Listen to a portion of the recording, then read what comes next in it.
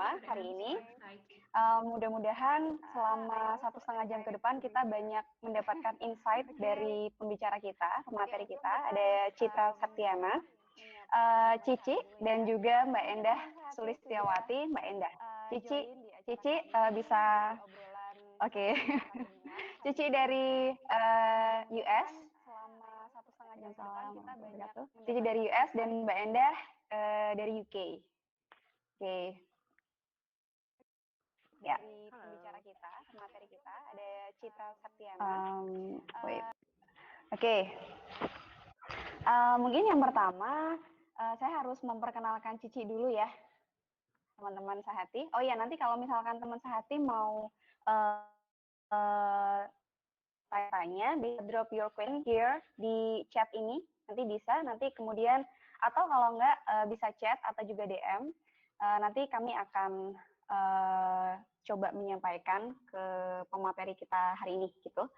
Kemudian selanjutnya, oh ya, saya akan menjelaskan dulu tentang Cici. Cici ini dari US. Beliau teman saya sebetulnya saat D3 dan D4 dulu di Jogja. Kemudian Cici melanjutkan studinya di NTU NHS Taiwan di Nursing and Midwifery ya, Ci ya. Pemateri kita hari ini gitu. Kemudian ya, Nursing and Midwifery, kemudian sudah 5 tahun ini stay di US, sudah punya green card ya, green card dan permit resident, permit resident, ya green card, oke, ya, punya KTP di sana. Dan Cici ini dari kehamilan pertama hingga kehamilan yang kedua di sana di US juga, kemudian melahirkannya pun di sana juga ya Ci ya. Jadi sudah betul-betul merasakan, dan sekarang adalah masuk ibu postpartum ya Ci ya, ibu nifas, ibu menyusui. 4 bulan nifas, ya. Nifas. Ya, 4 bulan. Menyusui ya? Oh, menyusui berarti. Menyusui ya? Menyusui ya. Oke. Maya udah 4 bulan kok ya? 4 bulan, ya.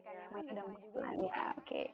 Kemudian Mbak Endah ini adalah S2-nya dulu di Nottingham. Kemudian sekarang melanjutkan PhD-nya juga di Nottingham di midwifery ya Mbak ya, majornya midwifery. Betul. Ya. Oke, nanti kita akan banyak dapat insight dari mereka berdua ini. Oh ya, suaranya Mbak Cici kurang jelas. Oh ya. Suara Cici. Tes. Ya. Udah jelas belum ya?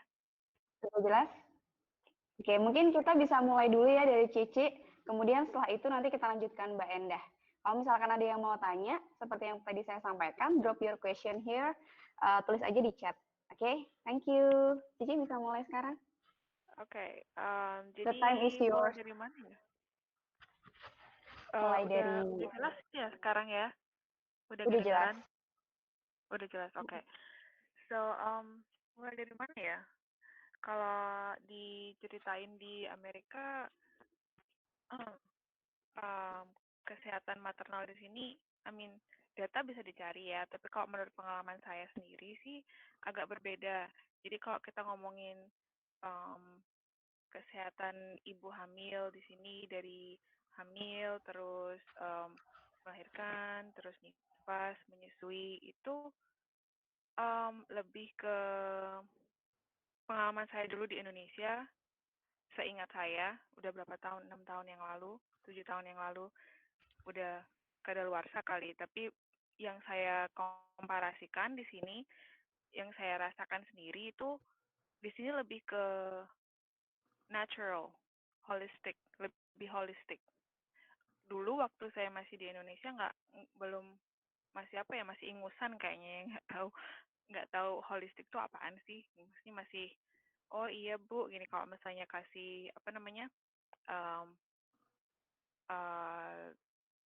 kayak kasih ANC gitu, masih apa ya Bu, nggak tahu apa gitu, masih turun temurun tradisional. Kalau di sini lebih holistiknya itu jadi menggabungkan antara yang evidence-based sama herbal, sama herbs. Di sini benar-benar memang mereka berusaha nggak kasih intervensi apapun. Dulu waktu saya hamil,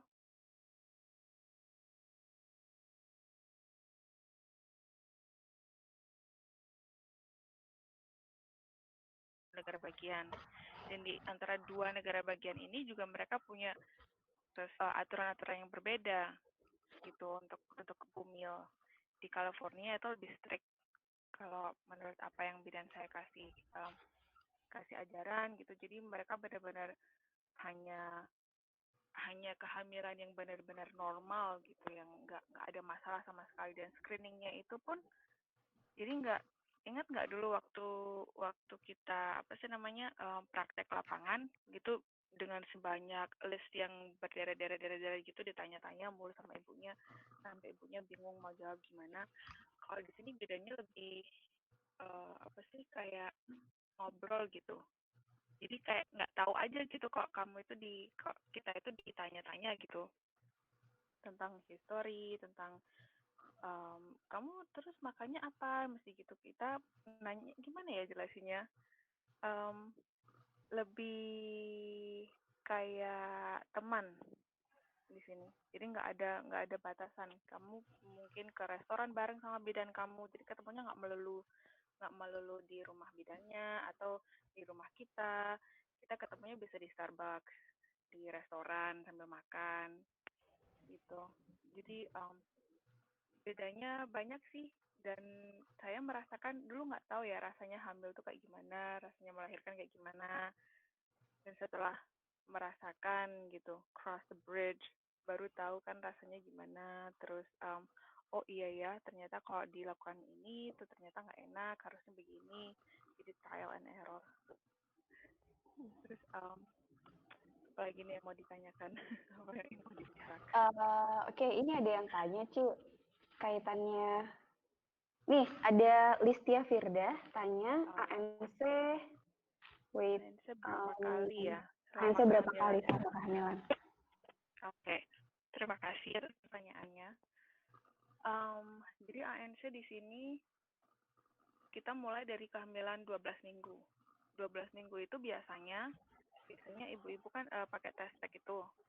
Tapi di sini lebih dianjurkan ke OBGYN untuk USG. Jadi lebih memastikan kalau kantong kehamilannya ada dan janinnya memang ada, dan terus ada detak jantungnya.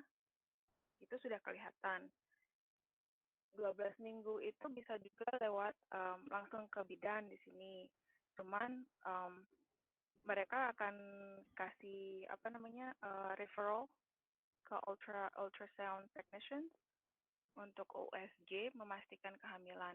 8 minggu biasanya sudah dianjurkan untuk USG di sini di dokter kandungan. Terus dipastikan, habis itu ANC dari umur kehamilan 12 minggu sampai umur kehamilan 36 minggu itu 1 bulan sekali. Terus setelah 36 minggu 2 minggu sekali. Setelah 39 minggu seminggu sekali. Oke. Dan berlanjut seterusnya. Jadi di antara ANC itu di umur kehamilan kan tadi 8 minggu sampai 12 minggu untuk memastikan ada kehamilan, janinnya ada, terus kantong kehamilannya ada, terus ada detak jantungnya, terus nanti USG lagi umur 20 minggu sampai 28 minggu. Itu untuk anatomi kehamilan, anatomi janin. Oke, ini ada lagi.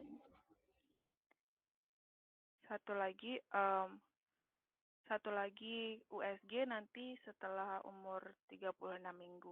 Tidak disarankan setelah 38 minggu karena biasanya janin udah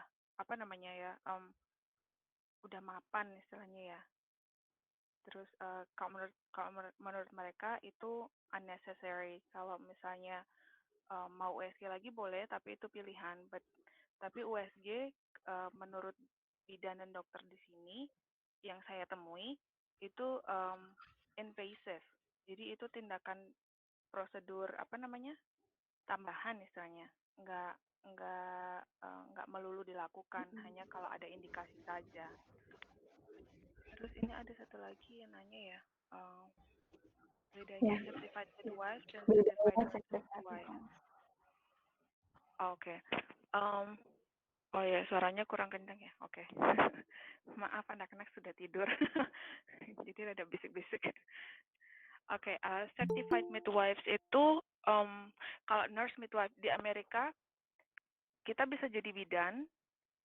Ada dua macam. Nurse midwife itu kita bisa kerja di rumah sakit juga. Jadi punya apa sih namanya? Boleh kerja di rumah sakit dan boleh lepas dari rumah sakit. Misalnya ngikut dokter gitu, OBGYN. Kalau certified midwife itu dia bisa kerja independen. Jadi buka klinik sendiri, bikin birth centers atau attend home birth. Kalau certified nurse midwife, you have to be a nurse dulu di sini. Jadi harus pernah dengar istilah registered nurse kan? Harus kalau certified nurse midwife harus jadi RN dulu, registered nurse. Jadi sekolah nursing dulu, terus midwife itu dihitungnya 2 tahun setelah di bachelor's. Jadi kayak master's degree gitu lah, midwife di sini. So it's karena lebih fokus ya cuman ke ibu hamil dan anak dan komplikasinya, dan nggak cuman yang aman-aman saja, yang ya kayak kita lah belajarnya nggak cuman yang normal-normal aja, karena kita juga harus tahu kapan harus rujuk kan, dan kapan harus konsultasi ke dokter. Di sini midwife juga walaupun certified midwife, istilahnya yang punya birth center sendiri itu, terus punya dan home birth, itu harus punya dokter yang apa namanya istilahnya kalau di situ associated to a doctor. Jadi kalau misalnya ada apa-apa butuh antibiotik, kita kan nggak boleh nih kasih resep-resep atau kasih imunisasi ke anak gitu, nggak boleh kasih apa namanya obat-obatan gitu selain yang vitamin kehamilan, nggak boleh midwife di sini. Bolehnya ke dokter. Jadi antibiotics di sini benar-benar di apa namanya regulasinya memang benar-benar ketat. Nggak bisa tuh beli over the counter, cuman ke apotek terus beli kayak amoxicillin gitu, nggak bisa di sini, harus pakai dokter resep kan. Jadi itu bedanya. Certified midwife itu kita bisa independen, kalau nurse midwife itu bisanya di rumah sakit. Nurse midwife kan ada nurse-nya di situ. Oke, ada lagi nih USG tiap bulan. Enggak, USG-nya di sini nggak bisa tiap bulan. Bisa sih kalau mau bayar. Tapi kalau di sini kehamilan itu kan, jadi ceritanya dari health insurance dulu nih. Setiap orang di Amerika harus punya health insurance. Kalau enggak bisa didenda. Terus kehamilan itu ditanggung sama health insurance. Cuman bukan ke midwife. Kalau ke midwife harus bayar out of pocket. Bisa nanti klaim ke asuransinya, tapi kebanyakan nggak di cover, cuman berapa doang aja. Nah, USG ini yang di cover cuman yang USG pertama yang untuk memastikan kehamilan itu ada dan sehat dan janinnya ada. Terus USG kedua sekitar 20 minggu sampai 24 minggu untuk yang apa namanya anatomi janin. Terus yang ke 36 minggu. That's it. Jadi cuma 3. Selebihnya kalau cuma ada indikasi aja, dan 36 minggu itu juga nggak harus. Jadi kita ditawarin, kamu mau USG nggak 36 minggu, 36 sampai 38 minggu mau USG apa enggak. Kalau bilang iya ya boleh, silahkan USG. Itu bisa tergantung asuransinya, bisa di cover, bisa bayar sendiri. Terus kalau misalnya bilang enggak ya oke, kalau enggak ya berarti setiap kali kita ke dokter cuman dengar apa sih dipalpasi aja sama dengar detak jantung janin begitu. Terus jadi 2 sampai 3 kali selama kehamilan. Terus beda tugas bidan dan OBGYN itu apa bedanya? Um, um, advokasi bumil. Jadi benar-benar kita yang apa namanya? Ngomongnya gimana ya? Mempromosikan kesehatan yang natural.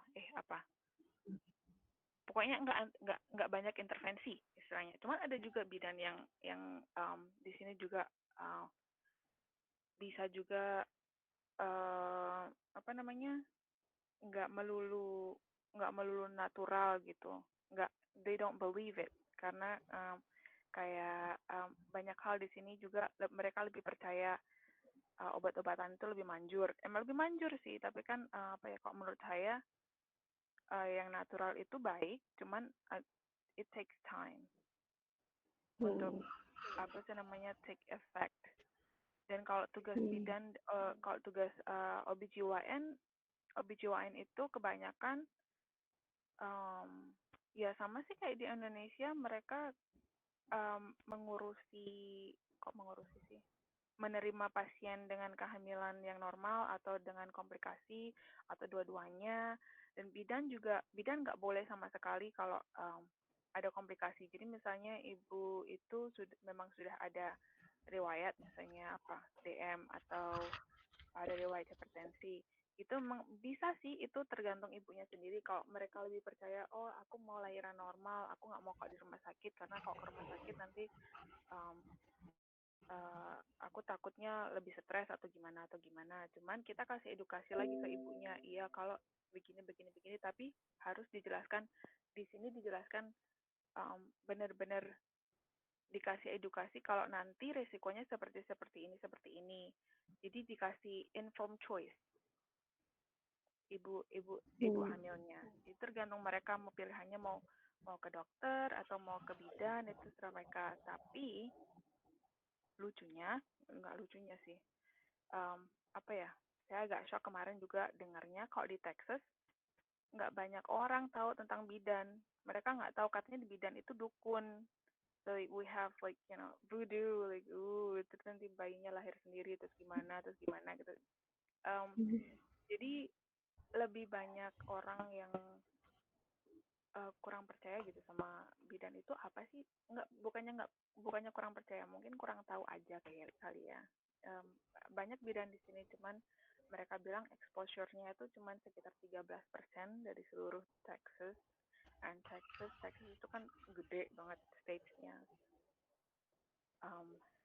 Jadi ya tugasnya lebih susah di sini bidan untuk ke normal karena orang-orangnya nggak tahu juga.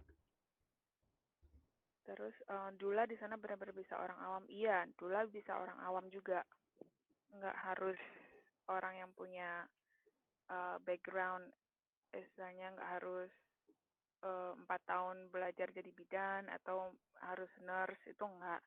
Cuman kalau ada sertifikasinya di sini dan semuanya kan yang kita pelajari bisa dipelajari di mana aja. Jadi untuk sertifikasi jadi dula juga kan harus belajar dulu, terus take test, dan kalau lulus baru dapat sertifikasi. Kalau enggak harus take test lagi. Jadi orang awam bisa aja jadi dula, karena dula tugasnya tidak boleh memberikan intervensi. Mereka di sini tugasnya itu sebagai support untuk ibu hamil. Ibu melahirkan itu kan kalau pertama kali benar-benar menakutkan. Di sini nggak menakutkan sih, apa sih namanya ya,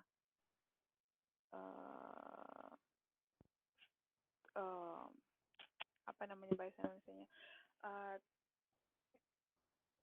afraid of the unknown. Jadi waktu hamil atau nanti takutnya ini nanti bayiku gimana, terus kehamilanku gimana gitu kan. Nah dula itu tugasnya bukan hanya sih, tugasnya lebih ke memberikan edukasi ke ibu hamil. Kayak kita kasih kelas hamil. Dula bisa kasih kelas hamil, tapi itu lebih one on one karena Dula kan dipekerjakan oleh si ibu hamilnya ini. Jadi can you help me out with this? Kalau concern, terus ini kok bayinya nggak gerak-gerak, terus nanti dikasih edukasi. Coba begini-begini, bayinya nanti janinnya nanti tambah apa sih namanya, tambah aktif atau enggak gitu ya. Jadi iya, jadi support Dula itu bukan nggak harus orang yang punya punya um, 4 tahun nurse atau bidan. Terus apa nih? Ya, Dapat oke. Oke, luar biasa ya. Maksudnya ternyata di sana memang banyak perbedaan antara maternal health di sana sama di sini ya. Kaitannya juga dengan profesinya juga ya, Ci ya. Mungkin yang bidan memang betul-betul harus. Tapi kalau di sana memang bidan itu kan ini ya, memang harus RM ya di sana ya, RM gitu ya, registered midwife. enggak. Jadi kalau bidan lewat, jadi lewatnya beda-beda. Ada kalau lewat ACNM nanti bisa jadi LP. LP itu apa kepanjangannya? Bukan registered midwife, certified midwife, CM, CPM, certified practice midwife, CPM. Jadi sama sih kayak kita, tapi apa namanya, bukan RM. Oh. Kalau Cici yang CCMA itu berarti apa? Certified clinical. CCMA itu certified clinical medical assistant. Itu enggak, jadi istilahnya kayak perawat, tapi lingkup kerjanya nggak sehebat perawat, kayak asisten perawat lah istilahnya. Cuman kita bekerja langsung sama dokternya, bukan sama perawatnya. Itu bisa kemana aja, semua departemen bisa. Dulu saya kerjanya di internal medicine, penyakit dalam. Oke, Cici ini ada pertanyaan dari Mita. Mita dari Bandung. Ini katanya, bentar, wait.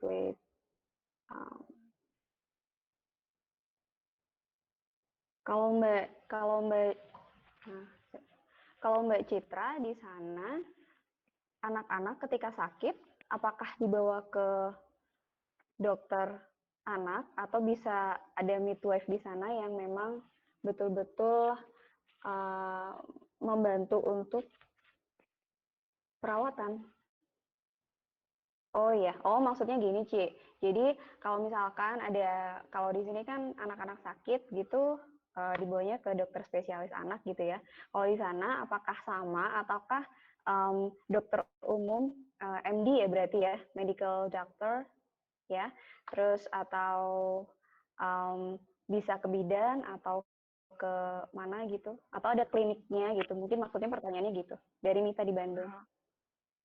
Oke, terima kasih pertanyaannya. So, untuk anak-anak, kalau di sini harus ke pediatrician. Jadi dari lahir sampai umur, kalau nggak salah 17 tahun deh. Sampai 17 tahun itu harus ke pediatrician. Baru setelah itu boleh pindah ke dokter umum, ke family practice doctor. Nggak boleh ke bidan. Bidan nggak boleh. Jadi setelah lahir, bayi lahir, istilahnya kita nggak boleh kasih imunisasi. Mentok-mentok yang bisa kita kasih itu vitamin K aja. Vitamin K sama salep mata. That's it. Setelah itu nggak boleh kasih apa-apa lagi. Kalau mau kayak hep B itu harus ke dokter. Jadi di sini ada juga servisnya pediatrician yang datang ke rumah kita. Jadi kita nggak harus bawa bayi keluar. Kan masih kecil sekali ya, kasihan ibunya juga baru melahirkan. Jadi kita bisa nelpon dokter, dokternya datang ke tempat kita. Cuman ya out of pocket dan lebih mahal karena nggak ditanggung sama asuransi. Oke, ada lagi Ci pertanyaan dari Sinta. Sinta tanya, Sinta ini dari Semarang. Jadi dia tanya nih, Mbak Cici, kalau di sana bidan tidak boleh melakukan imunisasi dan lain-lain, apakah bidan juga tidak boleh memberikan vitamin A? Dan di sana ada nggak sih sejenis atau semacam posyandu gitu? Gitu.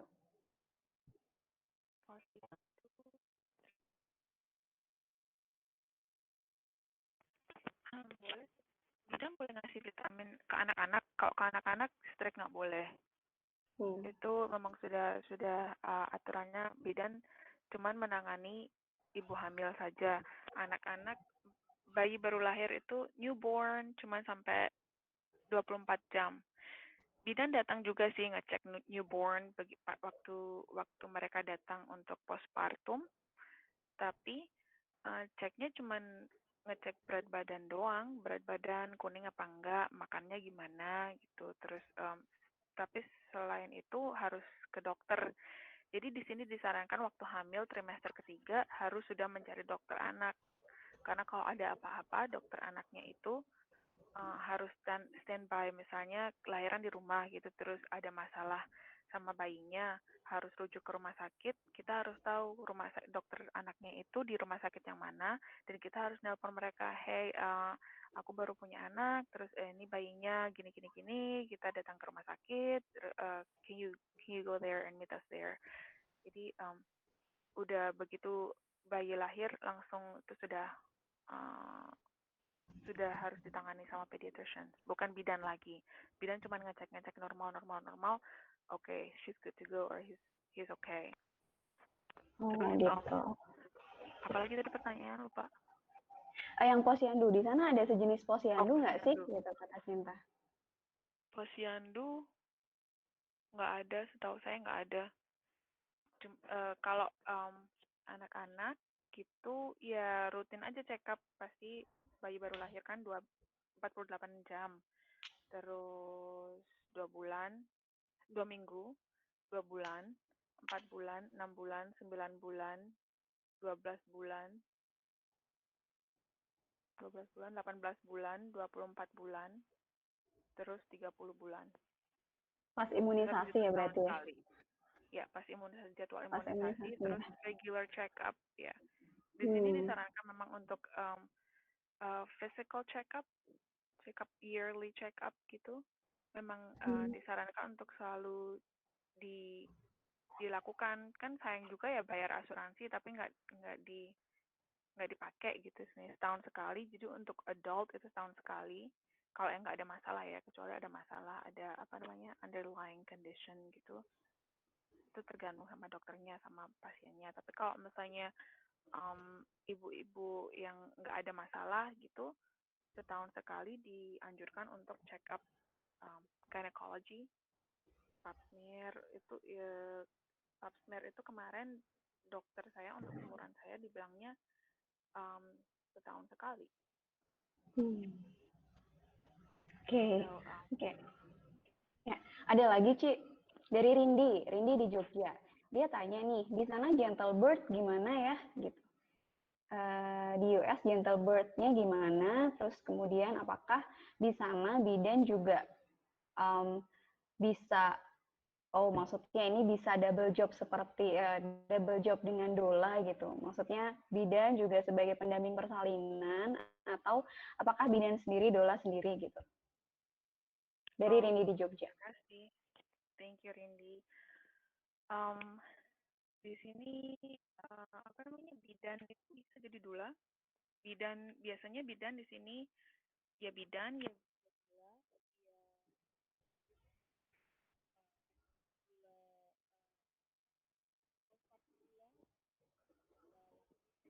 Sorry Ci, suaranya bisa gede ya. lagi. Oh, sorry. Okay, Nah, udah. Is it better? udah oke. Nah, Okay. it's clear. Iya, ya dula sama bidan bisa jadi satu, bisa sendiri-sendiri. Tergantung orangnya juga sih, karena bidan di sini kan minimal 2 tahun. Dan dulu waktu saya pindah ke sini agak shock juga karena dulu sekolah di Indonesia selama 4 tahun nggak bisa ditransfer ke sini. Harus mulai dari awal karena ACNM menerimanya dari North America and Canada only. Nggak tahu ya, kemarin ada tahu yang pindah dari UK ke sini katanya juga harus sama, tapi mereka masih bisa transfer. Cuman clinicalnya aja mungkin yang harus mengulang. Tapi untuk kasus yang saya dari Indonesia dan Taiwan, yang dari Taiwan bisa ditransfer karena apa sih namanya, sistemnya agak sama gitu. Tapi yang 4 tahun awal itu jadi semua portofolio waktu dulu membantu apa sih waktu clinical nggak bisa ditransfer, itu harus ulang lagi. Dan di sini minimal 2 tahun untuk bidan dan bisa on off. Jadi kalau misalnya ada phase-nya, 4 phase. Jadi dari observasi sampai ke membantu melahirkan sendiri itu apa namanya, ada ditargetkan bisa 2 tahun selesai. Cuman tergantung pasiennya juga mau apa enggak ditungguin sama mahasiswa bidan gitu, karena privacy. Jadi lebih kalau sama mahasiswa bidan tuh kadang mereka nggak mau karena mereka takut what is she gonna do. Jadi mereka kurang tahu apa yang dilakukan mahasiswa bidan, terus nanti dampaknya apa sama mereka. Jadi memang harus diedukasi sendiri dan benar-benar harus ada konsen tertulisnya dari mereka, nggak bisa cuman oh ya apa namanya nanti ada bidan mahasiswa di sini di ini tiba-tiba ngikut aja gitu, nggak bisa. Terus apalagi tadi pertanyaannya? Gentle birth di sana gimana? Oh, gentle birth. Di Gentle birth di sana. sini very popular. Bagi yang tahu very popular. Dan bagaimana maksudnya? Apa ya? Ada perbedaan nggak mungkin ya? Jadi Ada. kalau menurut saya sendiri, pengalaman saya dua kali saya home birth 2 kali, dan itu benar-benar gentle. Kalau menurut saya sih mereka gentle, but saya nggak tahu mereka menerapkan benar-benar gentle birth atau enggak. Cuman mereka they let the birth begin on itself. Nggak ada intervensi, bahkan nggak ada apa namanya cervical check. They didn't do it. Saya nggak pernah dicek dilatasinya sama sekali. Dua kehamilan nggak pernah. Dan teman-teman saya bilang yang pergi ke dokter umur 37 minggu, 38 minggu, dokternya pasti ngecek. Dan kebanyakan dari mereka lahiran 2 minggu, seminggu, atau beberapa hari setelahnya gitu. Tapi kalau sama bidan di sini lebih ke at least 2 bidan yang saya yang bantuin saya melahirkan kemarin nggak pernah kasih apapun sampai umur 41 minggu setengah, 41 minggu 3 hari, 4 hari gitu. Kalau misalnya nggak ada apa namanya tanda-tanda mau bersalin, baru disuruh jalan, atau nanti setelah 41 mendekati 42 minggu baru dirujuk ke rumah sakit. Jadi mereka masih oke dengan 42 minggu kebanyakan. Menjawab pertanyaannya nggak? Oke. Iya, sepertinya menjawab pertanyaannya deh. Ini masih banyak lagi sebetulnya yang tanya, ada Niken Budi dan seterusnya. Ini Mbak Niken, apakah di US para bidan dibekali dengan skill dan kewenangan untuk mengatasi pasien-pasien dengan depresi postpartum atau punya masalah mental? Tidak. Kalau untuk menangani enggak, harus dirujuk ke psychiatrist. Ya, psychiatrist. Tapi kita dibekali dengan support group, terus link untuk baca-baca tentang depresi postpartum atau anxiety atau baby blues atau semua masalah mental yang lainnya. Terus nanti ada hotline yang mereka kasih biasanya, disuruh nelpon ke sana dan nanti di hotline-nya itu akan dikasih tahu mungkin mau ke support group in person atau mau teledog gitu, telepon psikiatrisnya atau gimana. Tapi kita nggak boleh menangani, kita hanya boleh menyarankan mereka harus kemana gitu. Oke, terus ada lagi Ci, mungkin sudah menjawab pertanyaannya dari Mbak Niken. Kemudian ada film studio, Dear Citra, I Wanna Ask, dari beberapa yang saya baca, kalau para bidan di USA lebih menerapkan home birth. Betulkah untuk kasus fisiologis? Iya, jadi terima kasih pertanyaannya, jadi ada dua tempat. Jadi bidan yang kerja sendiri, yang punya bisnis sendiri istilahnya, itu mereka yang bisa punya birth center. Dan itu bukan harus registrasi kan ya. Jadi harus diregistrasi sama Ministry of Health, terus harus tercatat di mana, terus tercatat sama state-nya, terus tercatat sama county-nya. Jadi harus benar-benar pemerintah harus tahu siapa dan di mana yang punya apa namanya bisnis tersebut. Nggak semuanya home birth. Mereka punya number sih, tapi nggak harus. Mereka punya angka setiap bulan tuh paling nggak 2 home birth, dan bidan di sini maksimal nggak bisa ngomong nih, maksimal membantu persalinannya itu 1 bulan itu cuma 3 atau 4 klien, 3 atau 4 pasien, jadi nggak banyak. Jadi kita memang di sini lebih memfokuskan kayak one on one, terus benar-benar kasih care individualis yang nggak sama semuanya. Jadi satu orang satu semuanya. Cuman istilahnya 3 atau 4 itu yang due date-nya, misalnya ada 3 atau 4 orang yang due date-nya Januari. Jadi mereka punya 3 atau 4 orang juga yang baru mulai masuk kehamilan. Masuk akal nggak? Jadi totalnya paling 6-8 pasien gitu. Tapi nggak semuanya home birth. Nanti ditanya juga, kamu rencananya mau yang punya birth center nih. Yang punya birth center biasanya nanya, kamu rencananya mau melahirkan di rumah atau mau melahirkan di birth center gitu. Sama sih, kalau birth center tuh kayak melahirkan di rumah, cuman rumahnya orang, bukan rumahnya kita kan. Karena birth center di sini bener kayak Rumah ya? hotel. Iya, rumah orang, bukan klinik gitu. Nggak berasa di klinik, jadi kayak di Airbnb gitu, kayak di hotel. Oke. Kayak gitu. Oke, dari selanjutnya ya, Rahma Mafas. Kalau Dola lulusan bidan, apa akan lebih dipermudah? Apa sama aja dengan orang yang nggak ada background sekolah kebidanan? Semuanya sama kalau mau jadi dula. Prosesnya semua sama. Jadi dula lebih gampang daripada jadi midwife sih, menurut aku. Iya.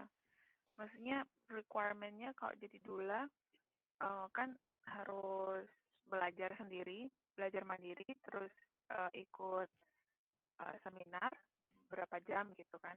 Terus habis itu ambil tes. Itu kalau dula. Jadi background-nya apapun harus sama aja, ngambil tes juga. Oke. Berarti sama-sama ya, sama aja sebetulnya. Ya, sama Oke, aja, selanjutnya sama aja. Dari Mbak Tri Utami, dari Mbak Tami, Tangerang ya ini. Menurut Mbak Citra, bagaimana dengan bidang-bidang yang ada di Indonesia? Adakah saran untuk kami semua?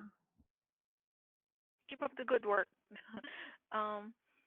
Saya udah nggak di Indonesia lama, jadi nggak tahu ya praktisnya sekarang gimana. Tapi kalau menurut saya untuk bidan semuanya nih, nggak cuma di Indonesia doang, lebih ke evidence based aja. Bidan saya kemarin, saya nggak pernah nih dulu waktu masih praktik di Indonesia, nggak tahu kok sekarang ya, kok praktek di sini waktu kemarin itu mereka benar-benar nggak tahu, karena mereka tahu saya punya background midwife atau enggak, cuma mereka menjelaskan fisiologisnya itu sangat detail. Jadi dari hormon apa yang berperan, terus nanti kalau terjadi ini nanti hormon apa yang shift, yang pergantian hormon, terus pergantian mood, benar-benar dijelaskan detail, jadi sama kayak benar-benar edukasi pasien. Karena menurut mereka pasien yang teredukasi itu lebih baik daripada yang enggak tahu sama sekali. Paling enggak kan kalau pasiennya tahu banyak nanya gitu misalnya, kalaupun nanyanya berdasarkan googling, jadi kitanya juga tambah ngerti juga nih, maksudnya cara jelasinnya kan, oh pasienku Google ini, tapi kan nggak semua yang Google katakan itu benar ya. Jadi kita tahu mana, kalau kita udah tahu evidence-nya, kita tahu kasih edukasi ke pasiennya, jadi kita tahu, oh iya memang banyak yang bilang kayak gitu, tapi menurut evidence ini gini, kita bisa menjelaskannya berdasarkan penelitian yang sudah ada gitu. Terus mereka lebih mengedukasikan. Jadi kalau ANC gitu bisa sampai 2 jam ngobrolnya. Sampai sejam 2 jam itu biasa. Dan itu emang sudah kalau sama bidan jadi sepaket istilahnya. Jadi akan diberikan paket dari ANC, seluruh ANC yang per bulan, terus 2 kali sebulan, terus satu kali seminggu itu, terus 6, kalau nggak salah 6 pas postpartum, 2 hari, 24 jam, 48 jam, terus 2 minggu, 4 minggu, 6 minggu, 5 postpartum kunjungan. Oke, oh gitu. Terus iya, lebih evidence based kalau menurut saya lebih aman ya, amannya ke situ karena kita tahu perkembangannya. Ya, Oke, kemudian dari Wahda Aisyah, saya Wahda dari Gorontalo, Mbak. Mau tanya, kalau di Amrik, ibu hamil yang diberikan tablet FS banyak 90 tablet juga nggak ya? Enggak. Biasanya bidannya bilang, ini kalau bisa minum, tergantung sih. Jadi screening. Jadi screening pertama itu sudah 12 minggu mereka ambil darah. Jadi screening mereka mau lihat apa sih namanya hasil lab base-nya ya. Base-nya. Jadi mereka tahu oh iya segini HB-nya segini. Terus dan hasil-hasil yang lainnya yang mereka yang udah ada standarnya yang mereka order gitu. Jadi berdasarkan itu nggak harus sih minum FA, tapi yang pasti itu multivitamin kehamilan.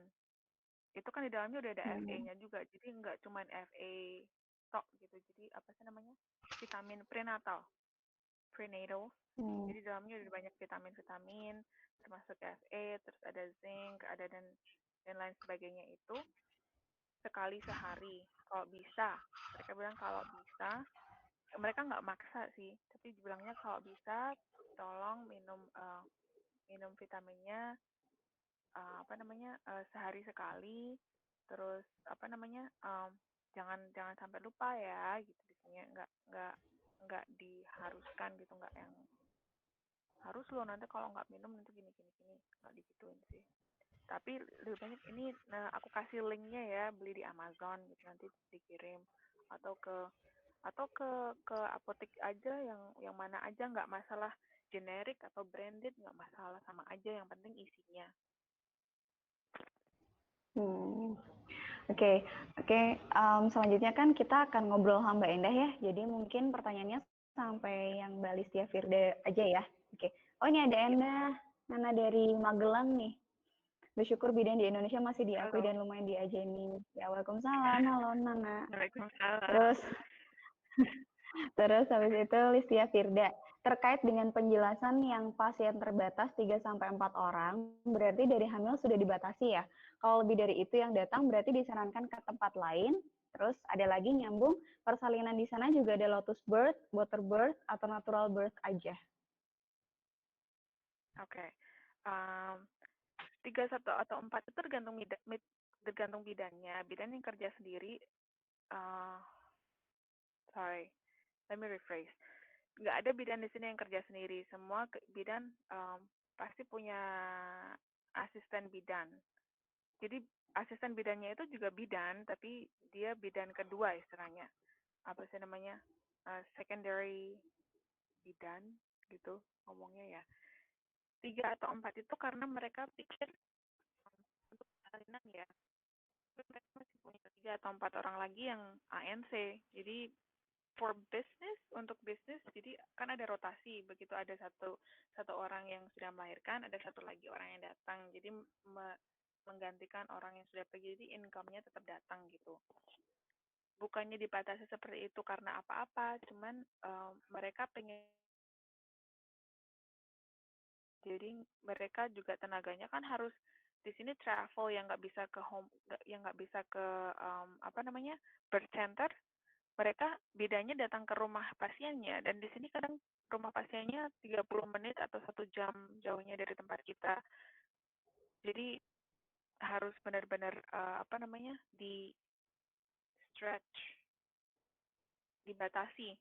Itu menurut bidannya sendiri. Kemarin juga waktu saya nyari bidan, disuruh nyari bidan yang lainnya, cuman dikasih rekomendasi sih, nggak yang maaf ya nggak bisa soalnya udah penuh, cari yang orang lain, stop di situ, enggak. Jadi I have someone here, terus dikasih kontaknya, terus dikasih dia baik bidannya gini-gini, dikasih kayak preview gitu untuk bidan-bidan yang lainnya.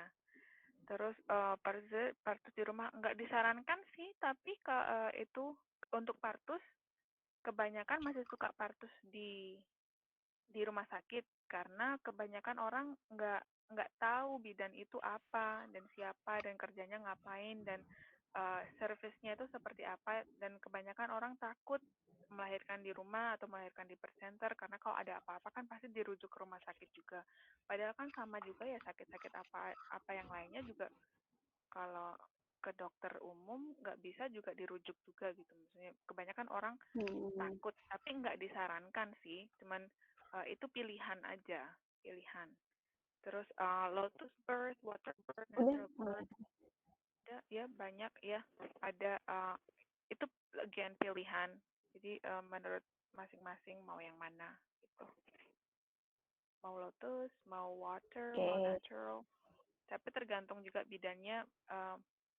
Dari screening awalnya itu mereka bisa tahu loh oh iya ini bagus nih kandidat untuk water birth, atau oh iya ini nanti bagus untuk kandidat lotus birth. Tapi kita bisa merencanakan, tapi hasilnya nanti we don't know karena persalinan, anything can happen. Ya, oke. Thank you Cici. Sorry, tadi aku belum mengucapkan good evening di sana. Evening there ya, di sana evening kan. Di sana malam teman-teman. Night, malam. Jam berapa? 10, ya, night. hampir jam 11 malam. Jam berapa? Hampir jam 11 malam. Oh, jam 11 malam. Wow. Thank you Cici, udah banyak kasih insight ke kita semua, teman-teman semua. Iya, terima kasih untuk pertanyaannya. Terima kasih Gita. Ya, jadi selain yang gabung di sini, selain yang join di sini, teman-teman juga banyak yang join di YouTube streaming gitu. Jadi insight dari Cici insya Allah tersampaikan teman-teman di sini, teman-teman di Indonesia gitu. Oke, Cici masih bisa bergabung di sini, barangkali nanti akan ada yang masih tanya gitu ya. Selanjutnya aku akan waktunya aku akan kasih ke Mbak Endah. Cici masih bisa di sini dulu ya, Ci. Barangkali nanti masih ada teman-teman yang mau tanya, nanti bisa ya drop your question here untuk Cici atau untuk Mbak Endah. Cuman sekarang waktunya akan saya serahkan dulu ke Mbak Endah. Thank you Cici. Salam buat Ted, Giv, Maya. Oke, Mbak Endah, time is yours. Hai. Iya. Halo. Hai Mbak Endah, how are you feeling? Assalamualaikum. Waalaikumsalam warahmatullahi wabarakatuh. How are you? Hope you are well. Good morning. Iya nih, pas banget cerah. Ya. Di sini jam 5 kurang, jam 5 pagi kurang. Jam 5, tapi udah cerah banget ya? Soalnya subuhnya jam 2:30. Wah, Gue jam 1 di sini di sini. ya di sini 2:30 tahajud ya, 1:30 malam Iya, ya. betul. Oke, di sini oke, mungkin aku akan serahin waktunya ke Mbak Endah ya. Time is yours. Barangkali Mbak Endah mau menyampaikan materinya. Oh ya, kalau yang tadi Cici nggak bikin slide, tapi betul-betul ngobrol intens gitu. Nanti Mbak Endah akan menyampaikan materinya dalam bentuk slideshow.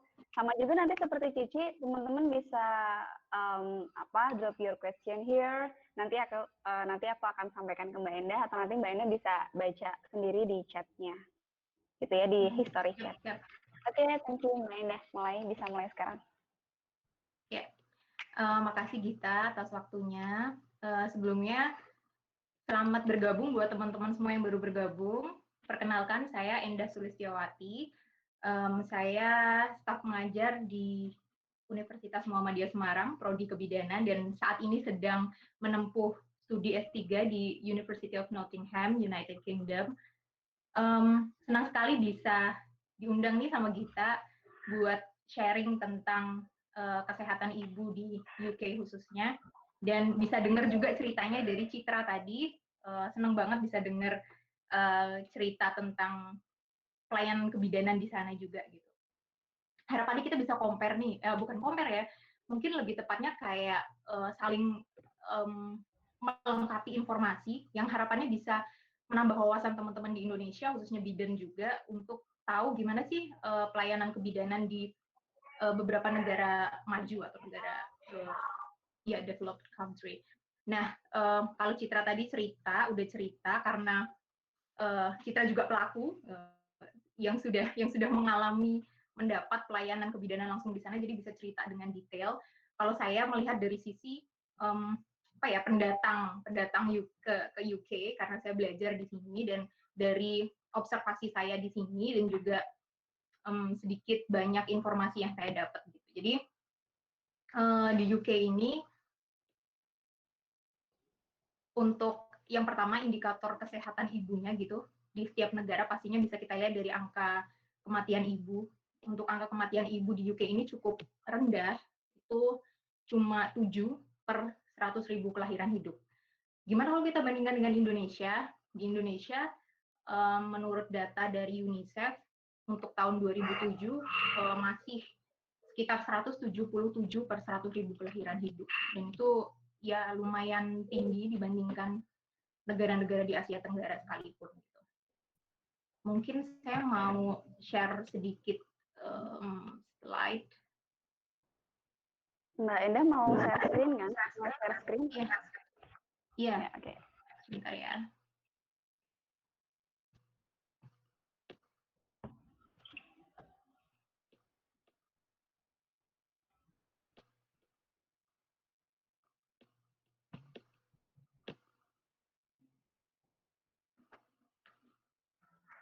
Udah masuk belum ya? Udah masuk.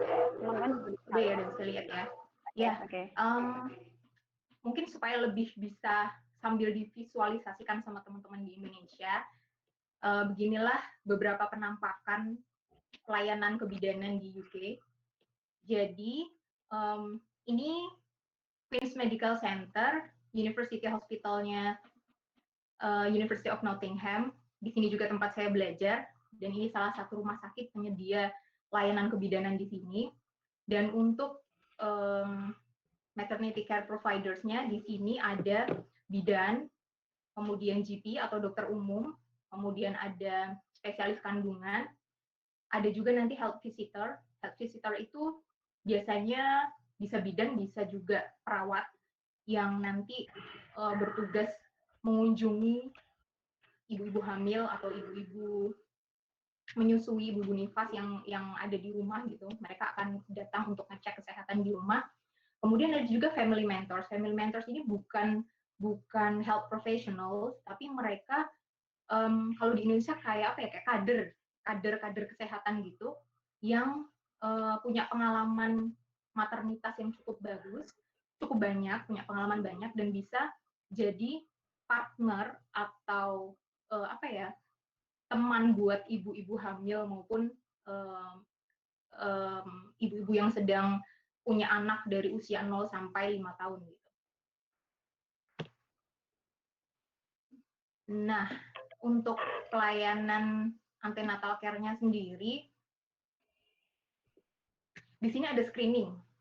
Konsepnya sebenarnya sama kayak di Indonesia, cuma di sini ada lebihnya, ada mereka kasih screening untuk selama antenatal itu ada screening sickle cell dan thalassemia. Jadi itu dari cek darah di usia kehamilan antara 6 sampai 7 minggu, cek sifilis, HIV, hepatitis, rubella, sama kayak di Indonesia ya.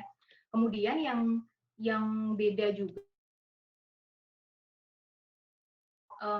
si ibu di screening apakah ada potensi untuk si janin mengalami Down syndrome atau juga Edwards syndrome. Nah, ini lewat scan, lewat USG.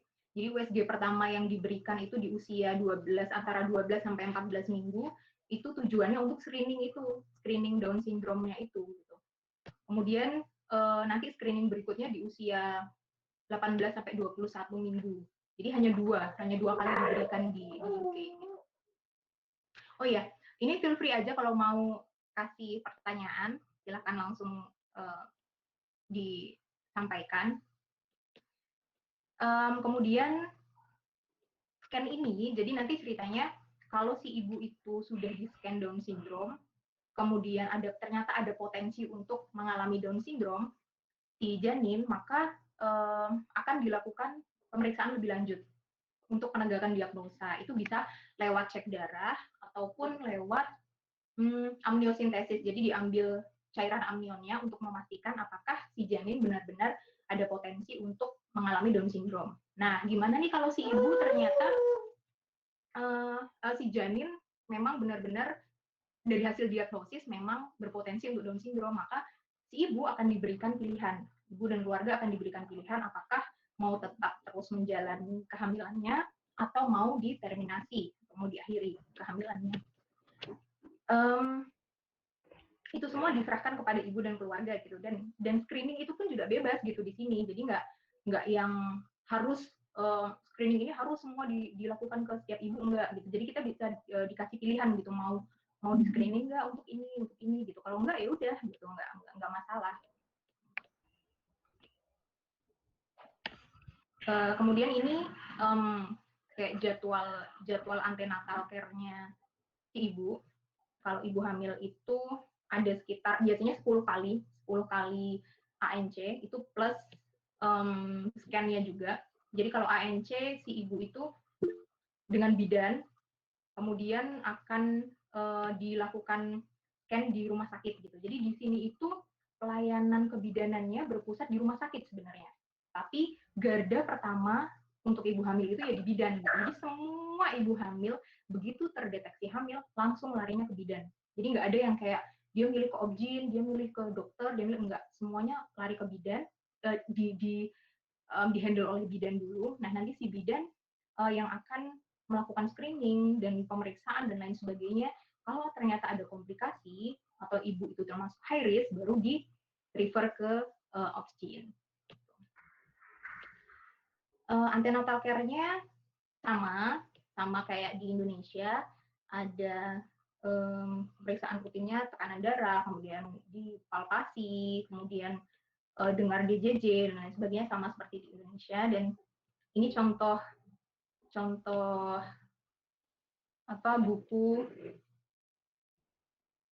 buku ANC-nya. Ini masuk nggak? Masuk ya gitu ya? Masuk Om. Masuk ya.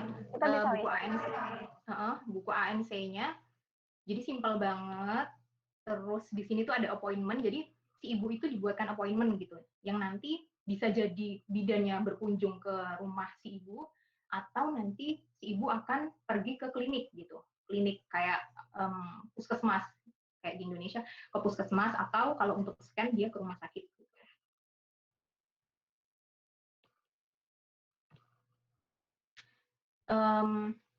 Nah, selain dari informasi tentang kehamilan dari bidan, si ibu juga bisa akses website khusus dari NHS. NHS itu kayak sistem pelayanan kesehatannya di UK. Jadi mereka memberikan akses kepada si ibu untuk dapat banyak informasi tentang kehamilan, parenting, semuanya ada di website ini. Jadi si ibu bisa belajar atau akses informasi dari sini. Itu namanya Start for Life. Jadi ada tentang kehamilan, tentang menyusui, tentang nanti gimana MPASI, dan lain sebagainya.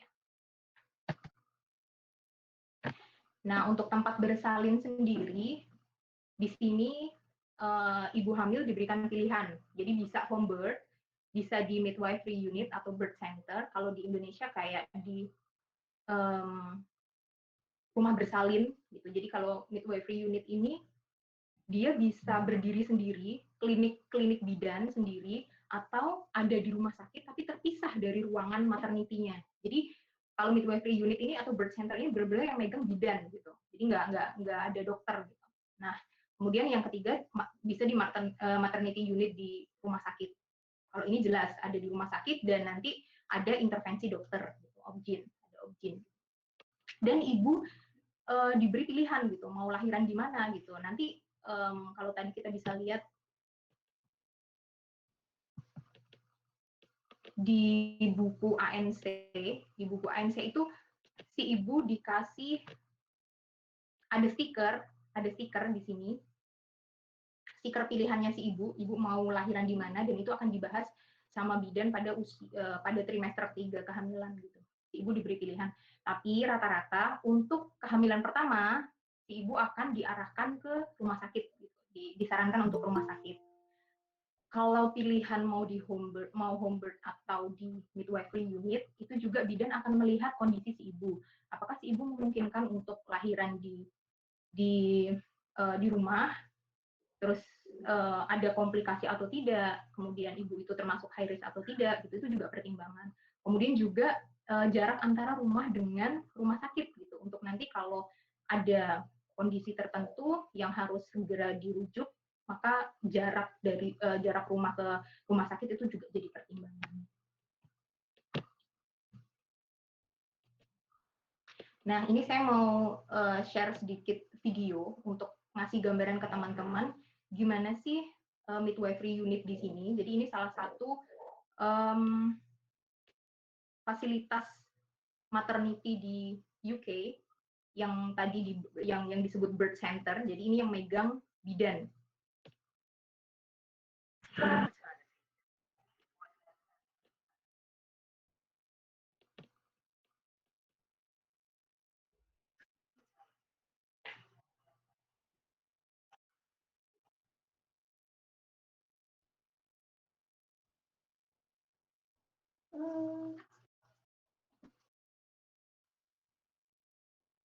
Suaranya nggak kedengeran Mbak Endah, jadi mungkin Mbak Endah nggak ada suaranya, nggak masuk. Nggak ada suaranya, Iya. jadi mungkin bisa explain ini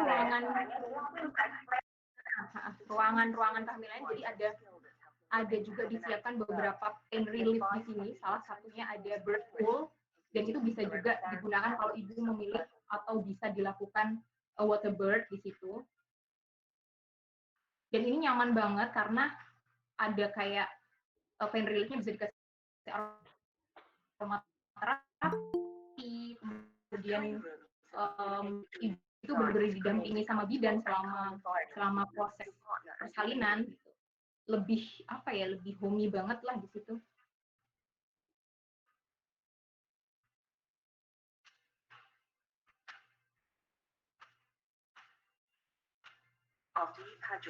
Nah, kalau ini postpartum roomnya.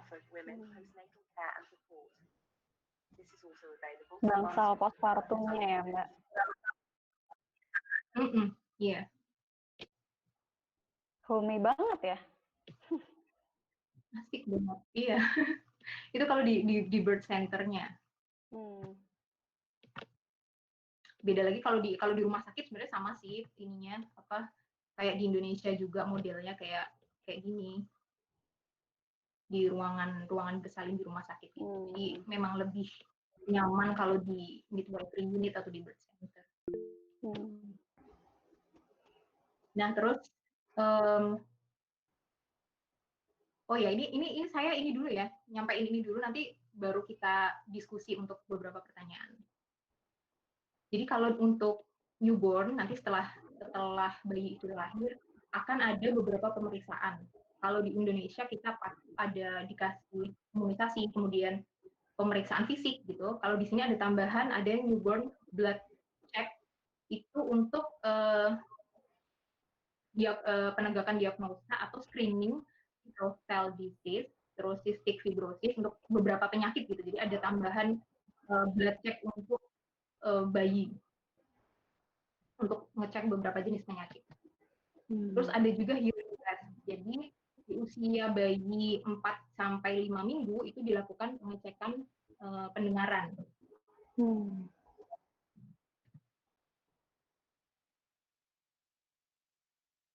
Mentor program yang sebenarnya bagus banget, bisa kita contoh gitu untuk Indonesia, dan ini mungkin banget untuk dicontoh. Efeknya juga bagus banget. Jadi ini seperti pemberdayaan kader, tapi kader itu benar-benar direkrut dan di manage dengan baik oleh maternity provider di sini. Jadi family mentor ini setiap ibu akan diberikan satu pendamping, satu mentor gitu, yang nanti setiap 1 bulan sekali ada pertemuan. Di situ si mentor yang akan menjelaskan, mentornya akan cerita dan memberikan banyak informasi tentang segala info yang dibutuhkan ibu sesuai dengan tahap perkembangan si bayi atau tahap perkembangan si ibu gitu. Jadi ibunya habis lahiran, seminggu itu apa yang harus disampaikan, bagaimana menyusui yang baik dan lain sebagainya. Itu bukan health professional, tapi kader gitu, kader yang dia punya pengalaman maternitas dan sudah dibekali informasi. Di situ banyak banget aktivitas. Ada nanti untuk bayi itu kita punya di namanya SSBC, programnya SSBC. Itu nanti ada setiap 1 minggu itu Senin, Selasa, Rabu, Kamis sampai Minggu itu ada programnya gitu, untuk bayi, untuk si ibu. Ada yang masak, kemudian pijat bayi, juga si ibu diajarin pijat bayi, kemudian kegiatan bermain untuk anak-anak, untuk bayi sampai anak-anak 5 tahun, kemudian kegiatan di library dan banyak.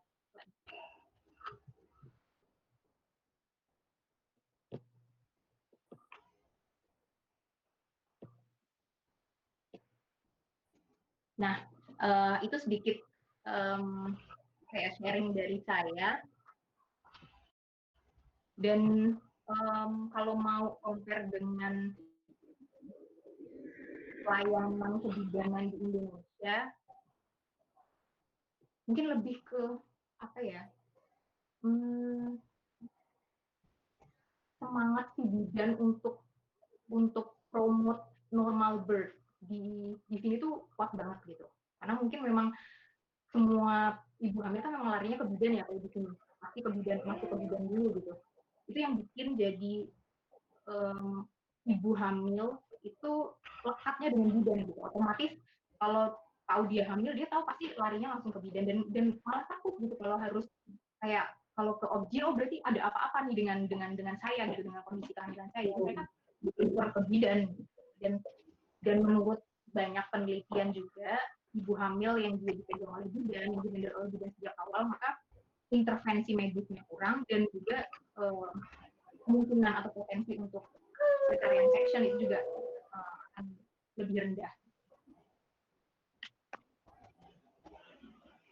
Kita lihat ini ya, pertanyaan dari teman-teman. Ya, kita masuk ke jawab pertanyaan ya Mbak ya. Banyak banget ada yang tanya. Yang pertama dari Mbak Ririn Indriani nih.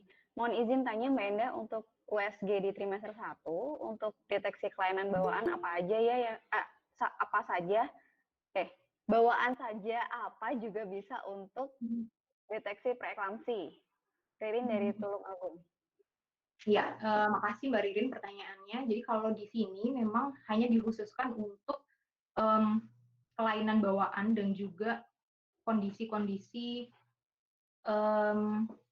yang memang bisa membuat janin itu intinya kelainan bawaan pada janin gitu, khususnya Down syndrome dan Edwards syndrome.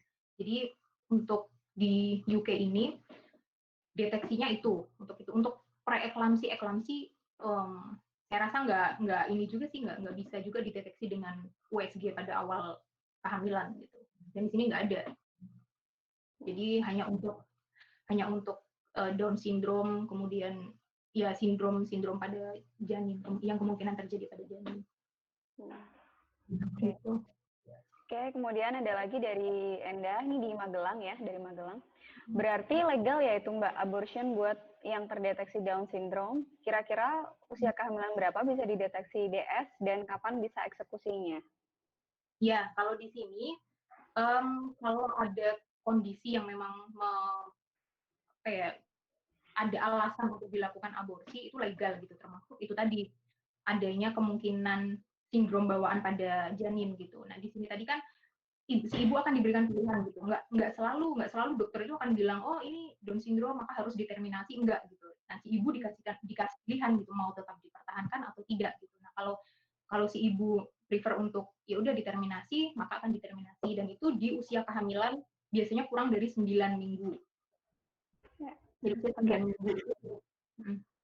Mbak Endah, sorry, bisa stop screen-nya, stop share screen supaya bisa lihat penjelasan dari Mbak Endah secara keseluruhan.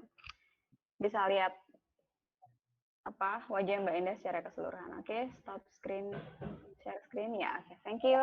Udah? Oke, udah. Thank you.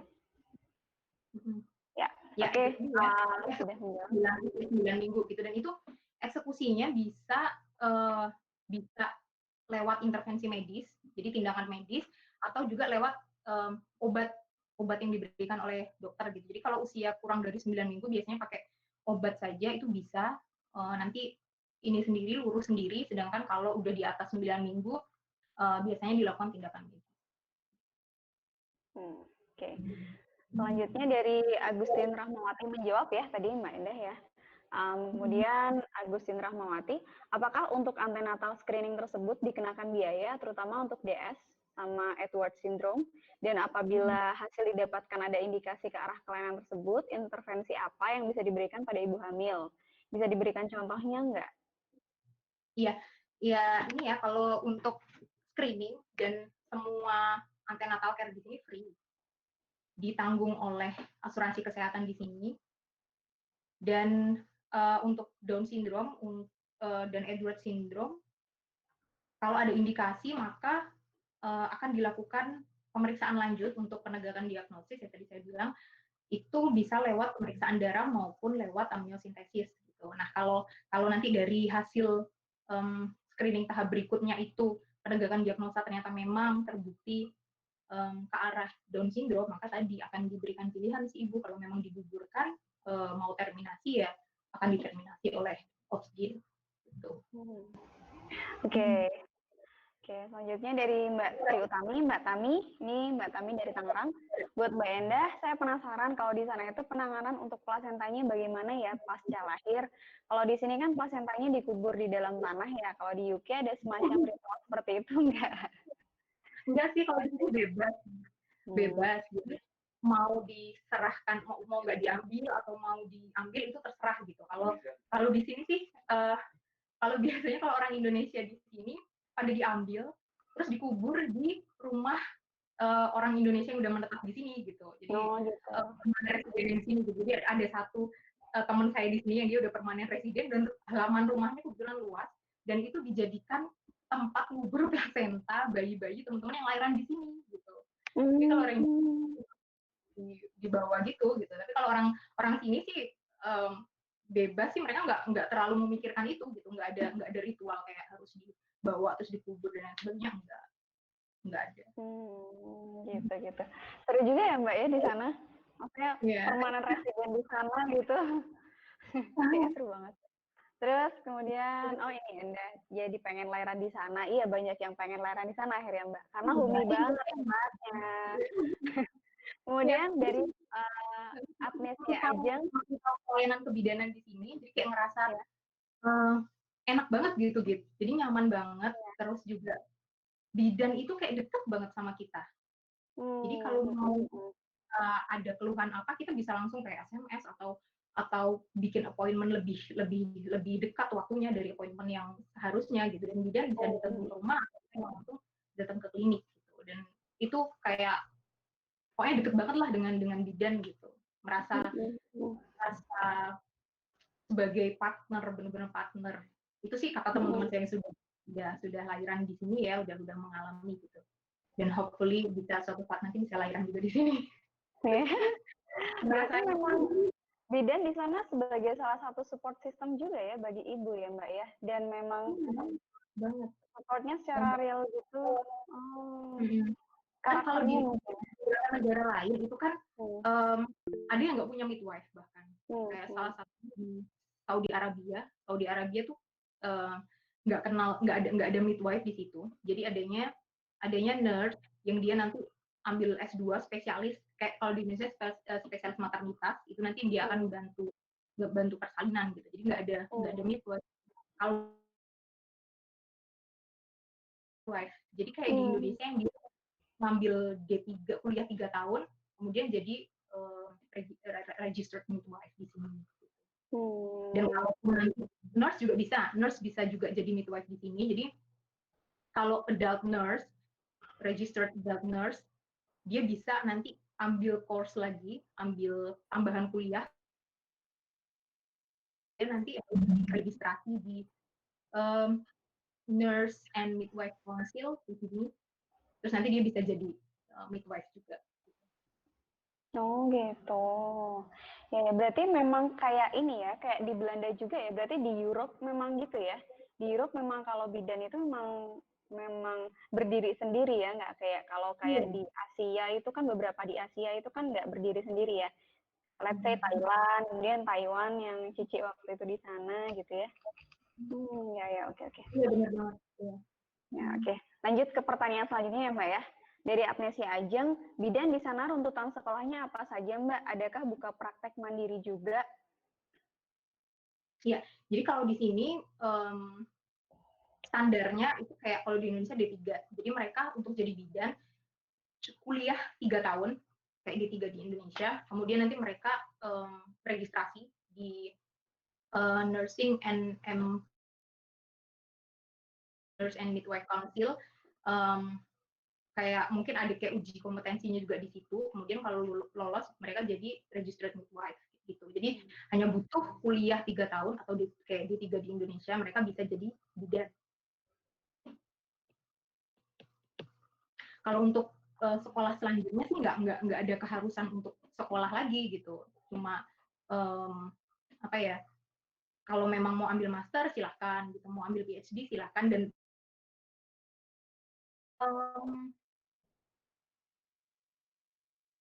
bidan yang dia praktek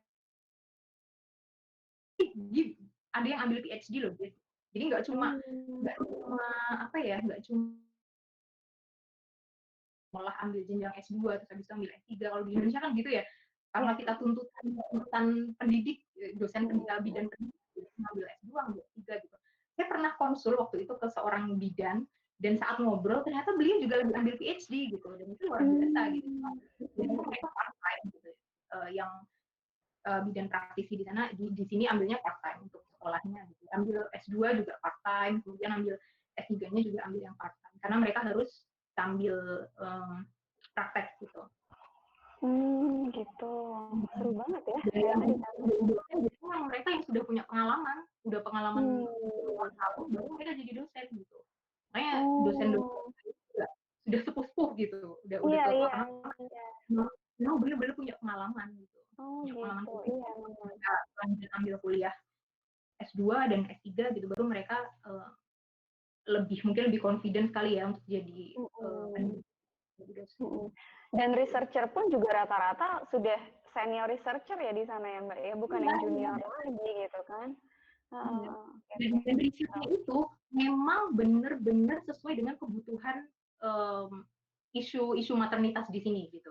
Jadi nggak cuma yang ya udah bikin riset karena ada dana, ada apa sih, pengen riset gitu tentang enggak, tapi karena memang mereka melihat ada masalah apa sih di sini gitu, dan itu risetnya mereka makanya memang benar-benar kepake gitu di sini, karena setiap riset yang mereka lakukan memang sesuai dengan kebutuhan pelayanan kebidanan di sini gitu. Support system banget buat peningkatan pelayanan kebidanan di sini.